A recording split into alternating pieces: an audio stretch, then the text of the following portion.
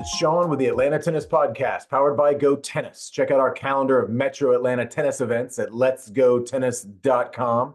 And if you're a fan of bull shark sports, go to shop.letsgotennis.com and get yourself a hoodie or a hat. Also, we want to hear your story on the podcast. So if you have a story to share, go to letsgotennis.com/my story. And you might have your story featured on the Atlanta Tennis Podcast. Today, this is Youth Sports Talk with Coach Ben Hestley. Today, we're discussing the benefits of using sports to instill intrinsic motivations in your kids. Ben, ready to talk some youth sports? Let's dive in. All right. Today's question is, why is intrinsic motivation important in young athletes? Now, intrinsic motivation, can we start with a quick conversation about even what that is, just to make sure everybody knows what we're talking about?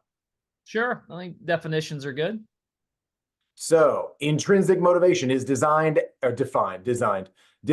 as, quote, the psychological desire to enact behaviors for the pleasure, satisfaction, or excitement associated with enacting the behavior itself. All right. So if that didn't completely describe it all to you. That's a lot of verbiage. Can we? So if we simplify it, Ben, it basically means you're doing it because you want to. You're doing it because you like it. And in sports, Ben, we say we're doing it because it's fun, right? We're doing it because it's fun. And that also, true intrinsic motivators like it regardless of the outcome. Right? So it's like, it's a lot of fun as long as I win. That's not an intrinsic motivator. That's an extrinsic motivator because you're only happy if you win. So the intrinsic person, we may also think like the growth mindset person, enters their sport or a situation with the idea that it's fun, I enjoy it, and I'm going to have fun, enjoy it, regardless of what happens at the end, regardless of what I, quote, get at the end. So that's that question that somebody says of, we're going to go do something. What do I get from it? Am I getting paid is a question the director of tennis gets asked every once in a while. Ben, you ever heard that question as a director of tennis? Oh, I mean, I don't want to give you any PTSD here, but dude, I mean, so many stories, so many stories of like, just a simple one, right? Just a simple one of, you have a membership director comes in and she says, hey, I got 10 new members this month and we want to do, and they all love tennis, right? And we want to do it. Ben, will you run a tennis mixer or round robin for these, for these 10 members, and then invite, some other members as well so I can meet some people. And I go to the staff and like, not every staff member's like this, but a couple. And it's like, hey guys, we got 10 new members, right? They're just joined the club. They paid a lot of money to be here and they want to join our program. And that's 10 new clients essentially that we have at our disposal, right? Like, we want to run a round robin for them. And the response was, are we getting paid for this? Like, what do you mean? Like, these are 10 people I'm handing you. All you got to do is go entertain them for 2 hours on a Friday, right? And they could be your students for the next 10 years, right? Give me 2 hours for the next 10 years. It's like, well, I don't want to do it if I'm not getting paid for it. And I just struggle with that because you can find an external motivator within that. Like you just said, these could be clients for 10 years rather than I pay you for the 2 hours and then you're done. Why don't you go out and get a new client that could be worth far more than the Friday night it's going to cost you? But I remember being that 25-year-old tennis coach. So I don't appreciate you telling stories about me like that, making me look bad. But the external motivator. I wasn't that 25-year-old. You weren't. All right, good for you. Right. I'll tell you another great example. I remember forget my first couple months at Druid Hills. I was 25-ish years old. And I never forget, we had a mom and her son wanted to take lessons. So the mom took private lessons from at that time the director of tennis. I was the head pro. And the kid, because I ran the junior program, the kid was going to take a lesson from me. We get to the day of the lesson. It's probably an hour before the lesson. Mom calls in, says, hey, I can't, whatever happened. I don't remember what happened. We can't make it, right? Can't make it.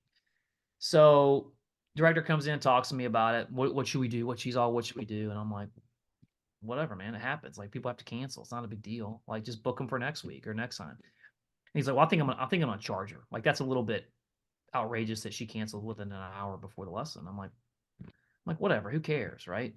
And so he billed her for it. So I told the mom, I said, look, bring little Billy out. Like, let's just do it next week. Don't worry about today. It's not a big deal. Okay. So he billed her, but he wanted that money. So he billed her for the lesson. I did not bill the child for the lesson. I said, I'm not doing it. I'm just not doing it. And I'm not trying to insinuate you go against your boss, but me, I just said, I'm not doing it. And the end of the story is that woman never took another lesson from that tennis director ever again. The kid, on the other hand, took a lesson every week from me for probably the next like 6 or 9 months. Yeah, and So that's fantastic. I gave up an hour of income to get 9 months worth of income. Yeah, and that's finding that long-term concept, which is tougher for kids, right? So if we look back at the question about the kids, how do we get them to understand if you're here and maybe you don't win, maybe you're not going to get a trophy, but what do I get out of this? Why am I here in this tennis class? If you've got a child that doesn't really enjoy it and they just like to go to tennis class, what do you do with that kid? How do you instill the intrinsic motivation? And instill assumes over time. We're not just going to install it. We don't just stick something in their ear and it's done, but we instill it over time. How do we do that? Well, if they like to come, like you said, that's honestly the perfect kid to have in your program. You know, if they just like to come just because they enjoy it, maybe they're not, they're developing as an athlete. They're not the best tennis player yet, but it's social. They like to come with their friends. I have lots of kids that may not ever play a tennis match in their life, and that's okay because they just like to come every Friday and it's with their buddies. And we're very active. We teach them athletic skills. They learn to play a little bit of tennis. They're not interested in playing a match. That's actually somewhat of an easier kid to coach than the kid who like comes in day one and is like, okay, when's my first tournament? And I'm like, buddy, you can't even rally from the service line. Like, what do you mean, when's your first tournament? I want to compete, that can be a difficult player to coach. And you and I talked about this a lot because, your big thing about tennis that you like, and you brought this to my attention, compared to like team sports, is in tennis, if you're just doing tennis classes, or even if you're playing tournaments, like you choose when you play a tournament, you don't have to play one every weekend. And there's no pressure to like get prepared for something. Like, you're just kind of playing for the sake of playing and consequently improving just for the sake of improvement. Whereas like in team sports, sometimes we're like, we got to get ready because we got a game the next day or we got a game this weekend, And so it's more like the practice becomes more like a preparation for the game rather than just like trying to develop. That's why for me as a baseball coach, I love, my favorite part of the season is like, honestly, like the beginning of the season when there's like 3 or 4 weeks before you actually play a game, because like you can kind of really develop and work some more athletic skills and physical skills, and you can work on some hitting without having, oh my God, we got a game. We got to make sure Billy's, standing the right way or whatever. Like, you can kind of work on those things, and there's no, I mean, there is a timeline, but like the timeline's so far away, you really feel like you can dive into some development without like prepping for a game that's coming up the next day. And what happens when you have that kid that doesn't want to be there? How do you get him to want him, or how do you get them to want to be there? Or at least, as I tell them, pretend you want to be here. You're stuck here for a couple hours or 45 minutes, however long your sports class is, whether it's chess, doesn't matter what your kid's doing. If they don't want to be there, that's no fun for the instructor or the teacher. So in that case, what do we do as the coaches or even as a parent to say, hey, you're going to be there? How do you help them choose to enjoy it? Yeah, I mean, I'm not one of on fake it till you make it type person. I had when I was at Druid Hills, we had a manager that wasn't on our department, as a F&B manager that was his, oh, just fake it till you make it. Like, well, that dude faked it all the time. Okay. And he didn't last very long. I can tell you that. So you gotta be real, right? You gotta be, and so as a coach, like kids, man, kids are super smart. They're super intuitive. I know it's, like, they have like the first principles, right? Of like, if I win, I'm a winner, but if I lose, I'm a loser type of thing. And that's kind of the very first thing. And at least in competition that they deal with, challenge for them. But they're super intuitive. And so if you're like a kind of a BS kind of coach, like they're going to pick up on that right away. Right. So I think the first thing you do is find out if there's something that they enjoy. Right. Like really simply put, I mean, one of the best things for me about doing athletic skills, not only do I feel that athletic skills directly correlate to the technical skills that you need for whatever sport it is that you're playing. I mean, every kid loves tag. We talked about this. Every kid loves tag. Every kid loves to run. Ring chaser is one of our favorite games, and ring chasers, I mention it here on a lot of our shows, but it's a simple game. It's a ring that looks like a hula hoop. I roll it down the court, and kids sprint and try to catch it before it falls over. Really simple, but they love it. They all love it. And so I think I do that for two reasons. One, not only I feel like the athletic skill directly relates to the technical skill that we're eventually going to teach them. I also feel like every kid can do it, right? They all have different skills. Some may be faster than others or whatever, but everyone can play tag. Everyone can chase a ring, and they feel like a sense of belonging. And that's the number one thing that kids need to feel is like a sense of belonging, a sense of belonging. Okay. As a coach, you make sure we give personal attention to each kid. If there's a kid that doesn't like a game or like seems disinterested, one of the first things I'll do is I'll use that kid to help me demonstrate an activity. Like, hey Shaun, would you like to help me demonstrate this game? It's a real simple game. We're just going to toss and catch the ball over the net. Like, we can do that, right? And like, I'll get you, and you make sure it's something they can do, right? Because you don't want to embarrass them if it's something they can't do. But that's where I go with it, is try to involve them, and then you know and try to find things that they do like, and then we can kind of start pushing towards what they need to be doing as far as development. I think that leads into one of my wife's favorite questions, and she usually uses it at the end of the class. I borrow it from her, and I like to use it at the beginning of anything that we do. What's your favorite game? What's your favorite thing that we do here? And try to take that one kid, and maybe this is one of those coaching things that we realize some of the kids are easy. They want to be there. They don't need the extra offer of things like that. But the kid that may not want to be there, say, all right, what's your favorite game?